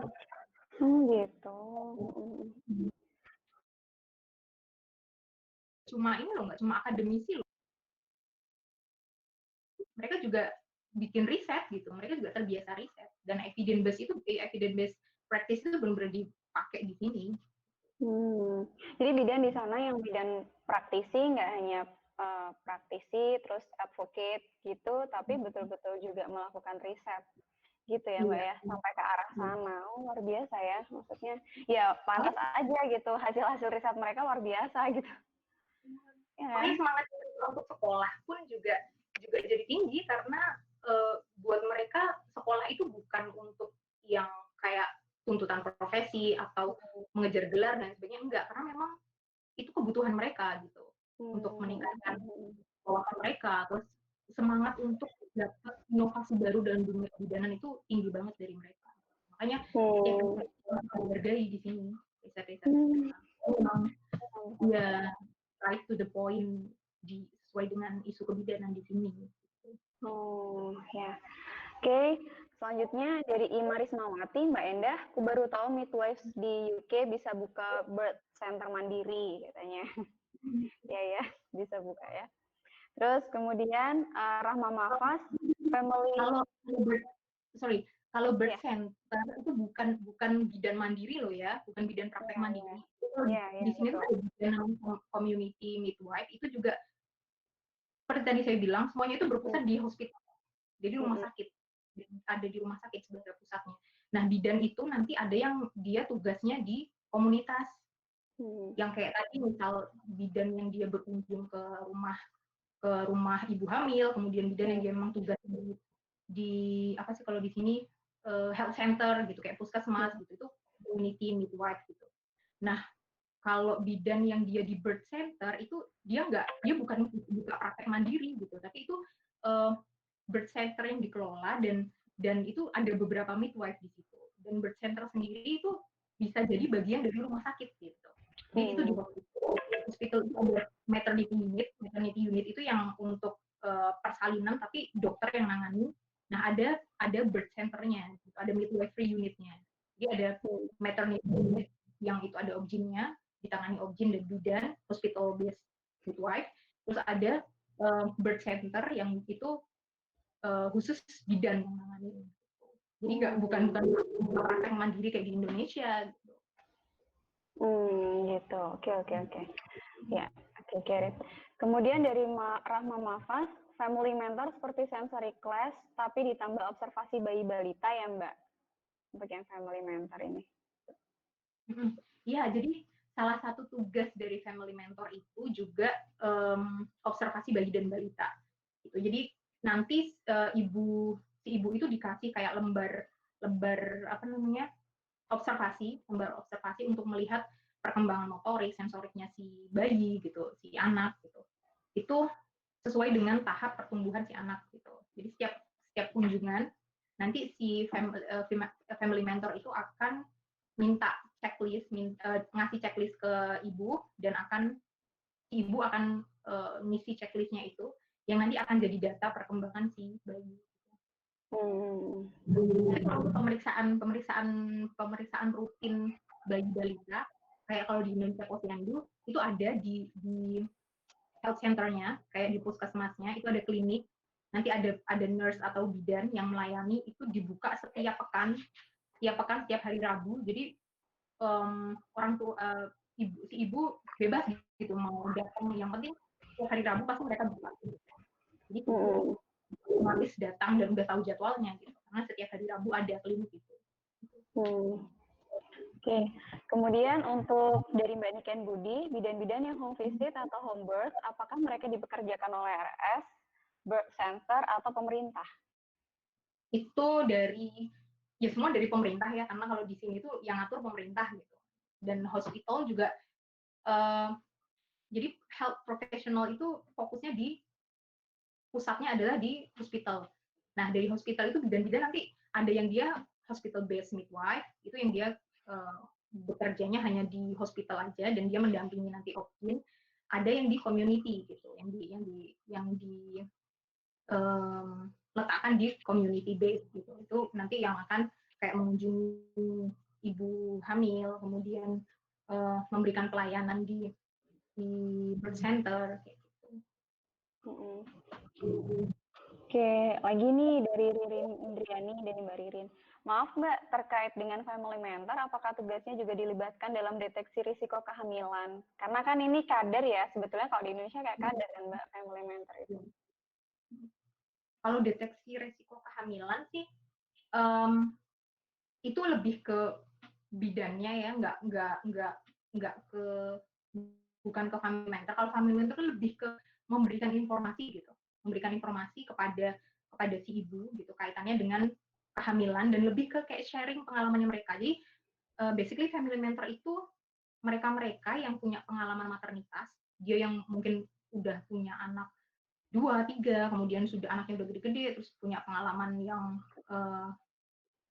pengalaman mengasuh, pengalaman bersalin di sini gitu, dan mereka bisa sharing ke ibu-ibu hamil yang baru gitu. Jadi basically tugasnya itu gitu, bukan yang kayak deteksi, melakukan pemeriksaan, itu enggak, itu tetap tugasnya bidan gitu. Jadi family mentor itu terbatas ke sharing pengalaman, membuat si ibu itu merasa dia tidak sendiri gitu, karena kan kadang ibu hamil itu butuh teman untuk curhat ya, untuk cerita gitu, dan akan beda gitu kalau ceritanya sama tenaga kesehatan, dan akan lebih nyaman kalau ceritanya ke sesama ibu, apalagi orang yang dia punya pengalaman melahirkan yang udah lebih banyak gitu, mereka akan lebih nyaman untuk sharing. Nah itu tujuannya family mentor itu gitu, untuk sharing pengalaman dan juga informasi seputar kehamilan yang itu secara umum, jadi nggak yang detail sampai ke deteksi, itu enggak. Nggak sampai detail ke situ ya. Kemudian, oh ini ada Evi dari Cilacap, Evia Safitri. Bismillah, Mbak Endah, salam kenal, boleh sharing ya? Boleh sharingnya mengenai breastfeeding support di sana, bagaimana peran bidannya? Iya, salam kenal juga Mbak Evi. Di sini itu support banget sama menyusui ya. Sama 6 bulan, disarankan 6 bulan, kemudian lanjut lagi 2 tahun menyusui, dan bidan itu tadi memberikan dukungan konseling, kemudian dari sejak kehamilan itu sudah diberikan informasi tentang menyusui, kemudian banyak banget sih ibu tuh bisa akses banyak sekali informasi tentang kesehatan ibu, tentang kehamilan. Di sini tuh gampang banget gitu. Selain dari bidan, dari health visitor atau family mentor, si ibu juga bisa akses via website dan banyak sarana gitu, dan sangat mendukung gitu, di sini sangat didukung. Jadi dan juga nggak sembarangan juga sih kita beli susu formula gitu, karena mahal juga di sini, harganya mahal juga.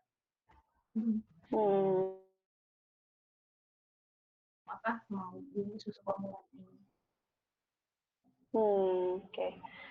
Oke, selanjutnya dari Mbak Agnes ya, Ajeng lagi. Oh, dia mau make sure kayaknya ini mau confirm. Jadi aplikasinya praktisnya juga PhD dan riset mantap. Pas kena banget ilmunya. Ya, jadi memang itu ya. Jadi betul-betul implementation-nya oke. Kemudian jadi di sana birth center itu semacam vaskes pertama di Indonesia. Ada dokter giginya nggak Mbak? Ada semacam iuran kesehatan nggak Mbak untuk menempati birth center tersebut? Jadi kalau birth center itu kayak klinik kebidanan.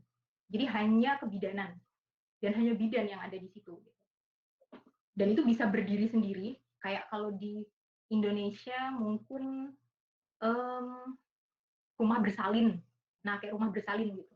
Tapi di situ cuma ada bidan, yang mengelola cuma bidan. Terus kalau untuk dokter nggak ada di situ, karena cuma bidan, cuma pelayanan kebidanan saja, dan hanya bidan yang menangani. Kemudian kalau iuran kesehatan untuk menempati birth center enggak, jadi semua pelayanan maternitas di sini tercover oleh NHS sebagai provider kesehatan di sini.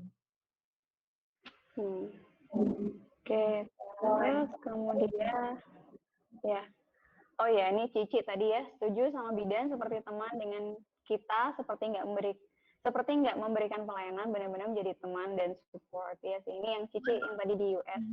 Terus kemudian Mbak Listia Firda, kalau di UK sama nggak kayak di US yang dibatasi untuk jumlah persalinan di setiap birth center? Soalnya tadi Cici kan di US ada ya Mbak ya, itunya pembatasannya. Terus untuk home birth juga bagian dari tugas birth center ya, bidan komunitas dan bidan RS kan berbeda. Itu pembagian tugasnya gimana? Apakah mereka semua adalah PNS atau swasta juga ada gitu? Iya. Kalau untuk dibatasi, setahu saya sih nggak ada pembatasan ya, pembatasan jumlah persalinan di setiap birth center. Itu sependek pengetahuan saya belum pernah dengar kalau ada pembatasan kayak gitu. Terus kalau untuk home birth itu, ya jadi bagian dari bidan komunitas. Sebenarnya itu tadi ya, pusatnya tuh di rumah sakit sebenarnya. Nanti di rumah sakit itu ada bidan yang dia tugasnya memang hospital based, jadi yang mendampingi obsgin di sana dan kerjanya hanya di hospital saja. Dan ada juga yang dia nanti tugasnya di komunitas yang mendampingi ibu hamil, kemudian termasuk juga yang nanti akan mendampingi persalinan. Gitu. Jadi salah satu yang mendukung continuity continuity care gitu. Jadi kalau si ibu itu memang dia pengen untuk lahiran di rumah, biasanya dia akan sama bidan yang ngerawat dia selama ANC gitu, yang megang dia selama ANC, itu yang akan jadi penolong persalinannya dia. Kemudian bidan komunitas dan bidan RS beda, iya. Pembagian tugasnya itu tadi, kalau hospital based midwife dia hanya kerja di rumah sakit dan itu dia akan mendampingi obgyn untuk menangani pasien-pasien ibu-ibu hamil, ibu-ibu bersalin yang high risk, yang ada komplikasi kehamilan atau persalinan. Kemudian PNS atau swasta, di sini nggak ada PNS ya, di sini semuanya kayak modelnya kontrak kalau nggak salah, ya kontrak gitu. Tapi intinya nggak ada kayak PNS kayak di Indonesia, itu enggak gitu. Sistem ketenaga kerjaannya nggak seperti itu gitu, nggak ada PNS. Oke. Kemudian dari Rina, Bismillah Mbak Endah bisa share bagaimana peran suami dan keluarga yang memiliki ibu hamil dan ibu nifas di sana. Mungkin support system dari suami dan keluarga mungkin. Iya, ya di sini suami itu sangat-sangat dilibatkan gitu untuk apapun, informasi apapun yang ibu hamil itu dapat, si ibu itu dapat, pasti suami juga diharapkan untuk ikut mendengar dan ikut aplikasi juga gitu. Termasuk juga di family mentor nih. Ini family mentor yang baru banget, salah satu programnya adalah melibatkan suami, melibatkan ayah gitu. Ada family mentor itu biasanya perempuan. Nah, ini baru aja ada program itu family mentor laki-laki yang dia akan keep in touch dengan bapak-bapak gitu. Dari mulai bagaimana mendukung istri yang sedang hamil, kemudian bagaimana ikut serta dalam persiapan untuk persalinan, sampai mendidik anak gitu. Jadi ada kayak grup bapak-bapak gitu yang nanti akan difasilitasi oleh family mentor laki-laki. Itu akan ada pertemuan rutin, sama kayak family mentor yang perempuan gitu. Untuk bapak-bapak ini juga akan didampingi oleh family mentor sampai nanti punya balita, sampai si bayi itu usia balita gitu. Kegiatannya sharing, kemudian nanti family mentor akan kasih beberapa tips, kemudian aktivitas, gimana sih pendidikan anak, apa saja aktivitas yang bisa diberikan kepada bayi, balita sesuai dengan tahapan perkembangannya. Kemudian juga keterlibatan ayah, misal dalam dongeng, membacakan cerita untuk anak gitu. Intinya tips-tips atau aktivitas yang itu bisa meningkatkan semangat si ayah untuk ikut dalam pengasuhan. Tidak cuma persiapan kehamilan, persalinan, tapi juga pengasuhan. Di sini didukung banget lah. Pokoknya peran ayah, peran suami itu di apa ya, encourage banget sama pemerintah di sini. Oke. Ya, menjawab banget ya semua pertanyaan-pertanyaan dari teman Sehati. Ini teman Sehati ada lagi yang mau tanya nggak? Kalau misalkan ada yang mau tanya bisa drop your question here. Sekarang sudah jam 11.30, setengah 12. Direncanakan memang 1,5 jam ya Mbak Endah ya. Tapi kalau misalkan masih ada teman yang mau tanya, oke, ada lagi. Karena mumpung gitu Mbak, jadi kami betul-betul memberikan fasilitas buat teman-teman biar bisa tanya. Listia Firda, berarti kan family dari Listia Firda lagi, berarti kan family mentor wajib. Gimana kalau ada keluarga yang nggak hadir? Family mentor wajib. Family mentor itu pertemuan 3 bulannya justru family mentornya yang datang ke rumah gitu. Jadi setiap 1 bulan sekali family mentor akan telepon, akan menghubungi si ibu atau si ayah, bikin appointment, kapan nih kita mau ketemuan gitu, dan gimana, mau ketemuan di mana, nggak selalu di rumah sih, kadang mau di klinik atau mau di kafe, mau dimanapun, itu bebas gitu, dan itu nggak yang nggak selalu yang beberapa keluarga kumpul, terus aktivitas bareng, itu nggak selalu seperti itu. Jadi ada pendampingan personal itu nanti family mentornya yang datang ke rumah, atau perjanjian di mana, itu setiap bulan sekali. Ada juga beberapa aktivitas tadi dari SSBC tadi, program SSBC itu holistik banget. Jadi dari mulai aktivitas untuk ibu hamil sampai aktivitas untuk balita itu ada semua. Dan itu setiap pekan itu rutin gitu. Jadi dari Senin sampai hari Sabtu itu ada aja gitu kegiatannya. Dan itu biasanya kegiatannya di klinik atau di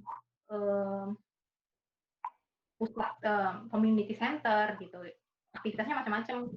Ada aktivitas bermain buat anak, di library, bacain dongeng buat anak-anak, kemudian aktivitas bermain untuk melatih motorik sensorik si anak, kemudian latihan untuk course untuk si ibu, pijat bayi itu juga diberikan. Banyak lah pokoknya aktivitas-aktivitas yang menyenangkan yang itu bisa membuat orang tua itu merasa punya teman, jadi belajar bersama untuk bisa memberikan aktivitas atau stimulus yang baik untuk anak-anak mereka. Oke, satu lagi, mungkin satu lagi yang saya beri kesempatan untuk bertanya, Mbak Listia Firda tadi ya, kalau boleh tahu, balita sampai usia berapa ya Mbak? Balita 5 tahun.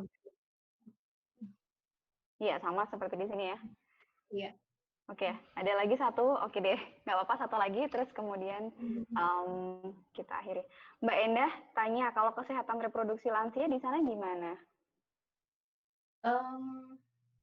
Kesehatan reproduksi lansia, yang lebih spesifiknya gimana? Maksudnya pelayanannya atau bagaimana mungkin kondisi? Pelayanannya kali ya, mungkin pelayanan dan kondisi, kondisi di sana mungkin ya. Jadi kalau pelayanan untuk reproduksi lansia itu ada di mulai di klinik atau community centernya ada, health centernya ada kayak divisi khusus gitu untuk kesehatan, konsul, kemudian mendapatkan informasi tentang termasuk KB juga, pelayanan KB, kemudian segala sesuatu yang berkaitan dengan kesehatan reproduksi kita bisa dapatkan di situ. Ada divisi khusus untuk kesehatan reproduksi, termasuk lansia juga. Kalau untuk kondisinya bagaimana kayak tingkat kesehatan atau gimana, saya kurang paham untuk kesehatan reproduksi lansia.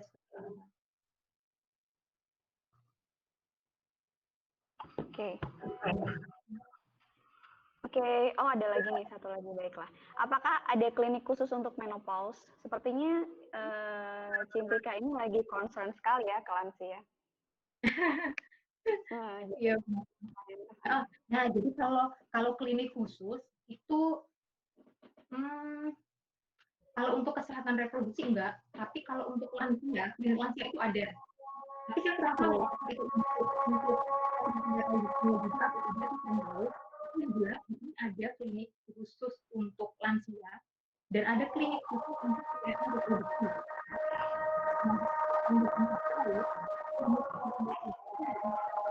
Sorry Mbak, suaranya bisa agak diperjelas lagi, nggak kedengeran soalnya. Iya, jadi kalau klinik untuk lansia ada sendiri. Dan untuk klinik kesehatan reproduksi itu ada sendiri di sini. Ini kurang paham apakah klinik lansia ini mencakup kesehatan reproduksinya juga atau tidak, dan yang jelas saya tahu kesehatan reproduksi itu juga mencakup kesehatan reproduksi lansia. Itu saya belum tahu, belum pernah dengar sebelumnya. Oke, selanjutnya yang terakhir ya. Selanjutnya setelah ini kalau sudah terakhir pertanyaan dari Niken Budi dijawab oleh Mbak Endah, nanti kita foto bareng ya teman sehati. Kita nanti foto bareng. Jadi nanti videonya bisa di-on kan. Oke, pertanyaan terakhir dari Mbak Niken Budi, penyerapan lulusan bidan berarti 100% ya karena langsung dikontrak oleh pemerintah atau ada regulasi pemerintah tertentu untuk distribusi tenaga bidan di UK? Ya, jadi sistemnya bukan kayak kalau di Indonesia ikatan kerja gitu, enggak, bukan. Mereka kita bisa melanjutkan mau berkarir menjadi bidan atau tidak, mereka punya pilihan. Mereka nurse and midwife counselor gitu, mereka jadi nggak semua lulusan bidan mereka memilih untuk menjadi bidan, enggak. Untuk tahun 2018 gitu di UK ini mereka baru kayak kekurangan gitu, kekurangan bidan. Mereka sedang giat-giatnya untuk melatih 2000 baru gitu, untuk mengikuti kebutuhan. Ya. Oh, oke. Thank you ya Mbak Endah. Sama-sama. Mbak Endah, thank you banget. Oke, sekarang mau ya, sharing. Oke, Mbak Endah, sorry karena backlight kayaknya Mbak Endah backlight banget, jadi nggak kelihatan. Bisa ditutup, oke. Oke, biar bisa kelihatan kita foto bareng ya. Cici, hai Cici. Hai Cici, Mbak Endah. Kita foto bareng. Terakhir, saya ingin mengucapkan makasih banyak Cici, kemudian Mbak Endah, very insightful. Banyak banget insight positif yang kita dapatkan kaitannya dengan maternal health di UK dan juga di US. Luar biasa banget, dan kalian betul-betul menginspirasi kami di sini gitu untuk untuk menjadi lebih baik gitu ya, barangkali sebagai bidan-bidan, mungkin karena banyak banget di sini yang teman sehati di sini yang join bidan-bidan gitu, dan juga ada juga mungkin beberapa yang non bidan, dan kita bisa dapat insight positif dari kalian berdua. It's so meaningful, luar biasa. Thank you banget Cici, thank you banget Mbak Endah, thank you banget teman sehati lainnya. Kita mulai foto bareng ya. Coba semuanya yang belum ada videonya belum on, bisa di-on-kan dulu. Mungkin sampai tunggu semua videonya on dulu ya, nanti kita mulai. Oh iya, setelah ini tolong nanti isi exit survey ya. Nanti akan ada tim kami yang akan chat di situ. Exit survey nanti teman-teman sehati bisa gitu ya. Wait, saya mau koordinasi dulu sama teman-teman tim.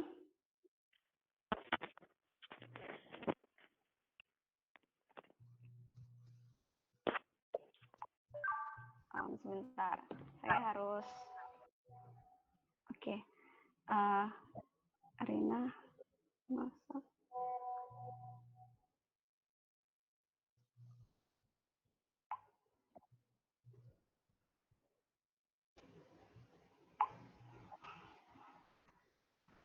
Wait ya, karena masih ada yang belum on juga videonya.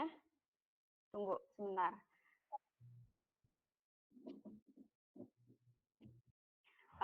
Rina, are you there? Rina?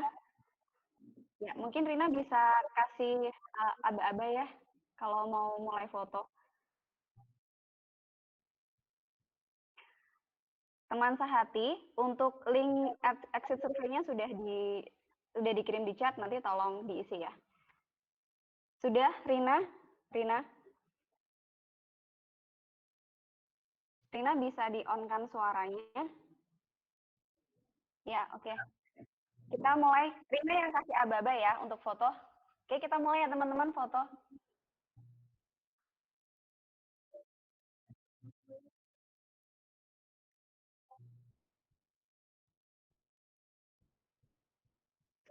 Ya.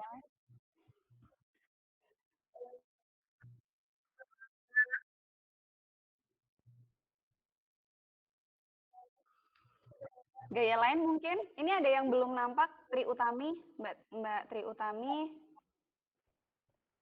Atau kelihatan semua? Sudah kelihatan semua.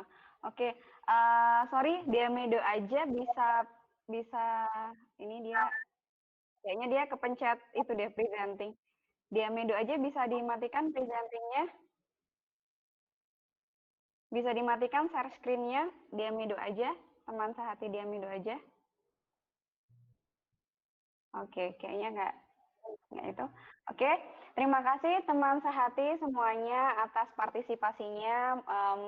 Mudah-mudahan insight positif yang diberikan Citra, Mbak Cici, dan juga Mbak Endah bisa nyampe ke kita semuanya. Kita bisa menjadi orang yang positif nantinya lebih baik dan juga bisa memajukan maternal health di Indonesia ya, gitu seperti juga yang di UK dan juga di US. Untuk Cici dan Mbak Enda sehat selalu, teman-teman sehatnya juga sehat selalu di masa pandemi ini dan menuju new normal. Mudah-mudahan kita bisa ketemu lagi di seri selanjutnya, obrolan sehati selanjutnya dan juga today story selanjutnya. See you, terima kasih teman-teman. Assalamualaikum warahmatullahi wabarakatuh. Bye. Good night Cici. Have a wonderful dream. Ya, good morning Mbak Enda. Bye.